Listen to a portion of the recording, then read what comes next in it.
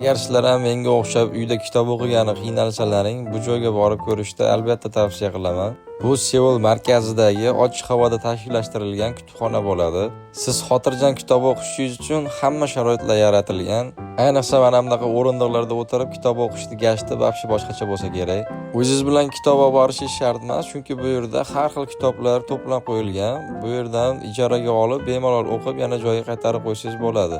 Men o'zim tekshirdim, yosh bolalardan tortib, kattalarda har xil turdagi kitoblarda hammasi bor ekan. Bu yerga aynan kitob o'qish uchun kelishingiz shart emas, shunchaki oilaviy yoki bo'lmasam o'zingiz xotirjam dam olib, ozgina hordiq chiqargani kelsangiz ham bo'laveradi. Ko'rib turganingizdek odam juda ham ko'p, lekin ozgina chekkaroqda o'tirib kutib tursangiz, joy aniq bo'shar ekan. Shunda borib bemalol egallab o'tirsangiz bo'lar ekan. Mana bu o'rindiqlarga maza qilib o'tirganimdan kitob o'qiganim kelib ketdi. O'zimda bitta anchadan beri o'qib tugatilmayotgan kitobimni 2 varaq bo'lsa ham o'qib qo'ydim. Kitob o'qishda joy yormagan bo'lsam ham, lekin ozgina o'qidim va asablarim zo'r dam olib ketdim. Bu yerga kech payt soat 7 dan 9 gacha ham kelishni maslahat beraman, chunki tungi go'zalligi vobshe ajoyib bo'lar ekan. Ochiq-mochiqlarda juda ham ko'pligi bo'ydoq bolalarning ko'nglini sal xira qilishi mumkin, lekin baribir ham o'zingiz kelsangiz ham juda ham maza qilib ketadigan joy ekan.